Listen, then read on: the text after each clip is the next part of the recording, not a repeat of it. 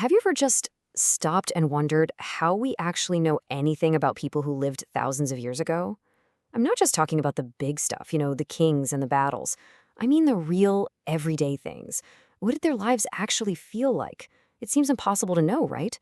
Well, turns out it's not. And today, we're going to learn how to find the clues. This exact question popped into a young girl's head when she saw a newspaper headline that said 100 years ago. And it kind of makes your brain spin, doesn't it? If 100 years ago is hard to picture, how on earth can we even begin to imagine 1,000 years or 8,000? The thing is, we can. The secret is learning how to read the clues they left behind. So let's start the investigation.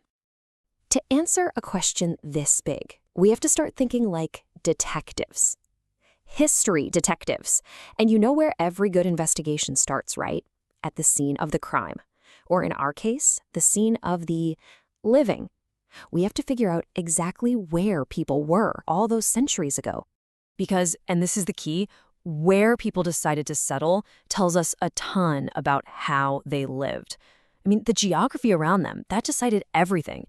What food they could find, what kind of work they did, even the kind of communities they could build.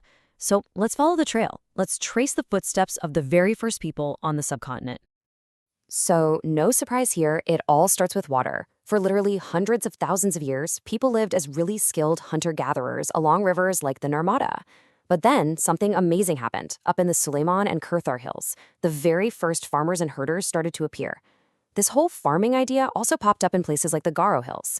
But the real game changer? That was along the Indus River, where the subcontinent's first great cities rose up. And then, much later, huge kingdoms, like Magadha, grew along the mighty Ganga. Let's put some dates on this, because it really helps to see it all laid out. About 8,000 years ago, you see that revolutionary spark, farming. Then, fast forward to about 4,700 years ago, and that farming foundation allows for the first cities to boom along the Indus. And then, around 2,500 years ago, a whole new power center explodes along the Ganga. You can see it, right? One development literally paves the way for the next. And you have to remember, these people weren't just sitting still. They were on the move, for all the same reasons we move around today. They were looking for work, escaping floods or droughts, trading with their neighbors, or maybe just for the thrill of adventure. And every time these different groups bumped into each other, they shared ideas. They swapped carving techniques, new songs, different recipes. This constant mixing and sharing is what created such an incredibly rich and complex culture. Okay, so we've got the where and the when pinned down. But what about the details? How do we fill in the story of their lives? For that, our investigation needs to turn to the physical evidence, the actual clues they left for us. And we're going to start with the most direct clues of all, their own words. So written clues from way back when basically come in two flavors. First, you've got manuscripts. Think of these like ancient handwritten books. Actually, the word manu in Latin literally means hand. They were written on stuff that doesn't last, like palm leaves. And on the flip side, you have inscriptions. These were carved right into hard stuff, like stone or metal. One was fragile and personal, the other was made to be permanent and public. Now, these manuscripts, they were absolute gold mines of information. They had everything: religious texts, scientific discoveries, epic poems, plays, you name it. But here's the catch.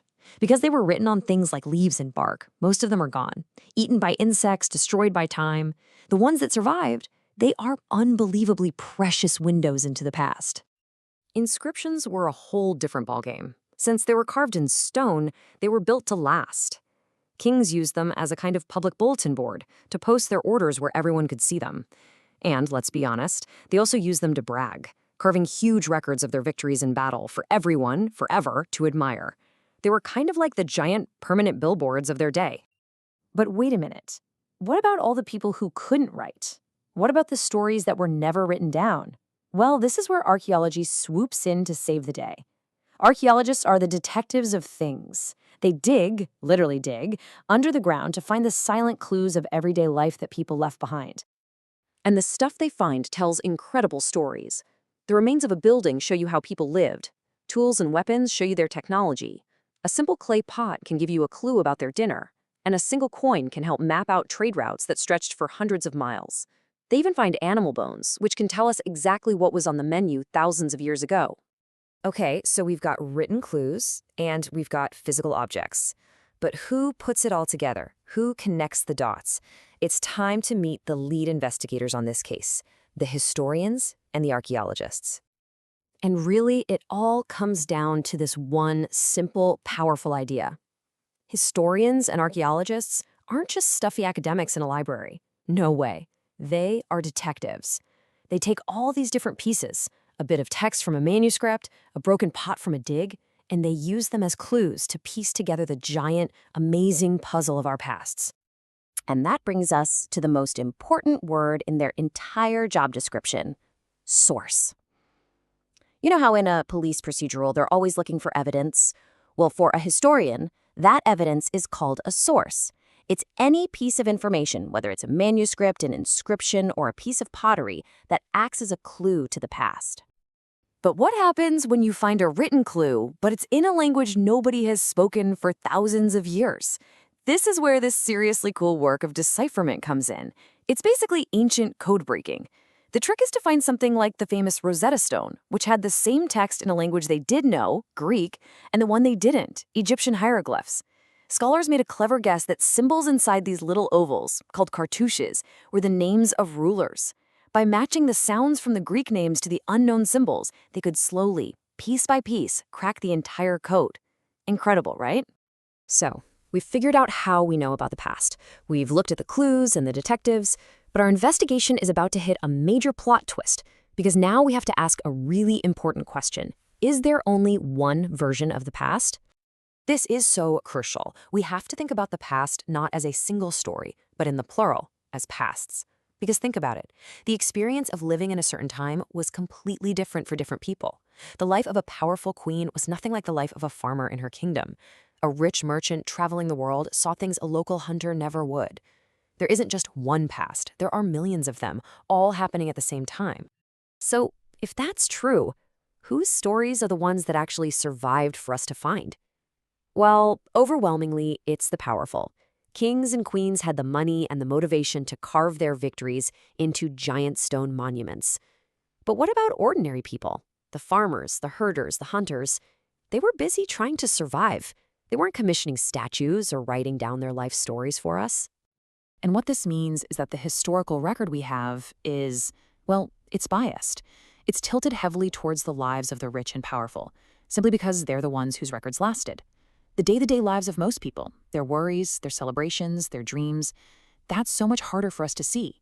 A huge part of their story just remains unknown. Which brings us to the final haunting question for any history detective. As we piece together this incredible story from the few clues that have survived the centuries, are we really seeing the whole picture? Or are we just seeing the version that a handful of powerful people wanted us to see? That challenge, that mystery, is what makes studying our pasts so endlessly fascinating.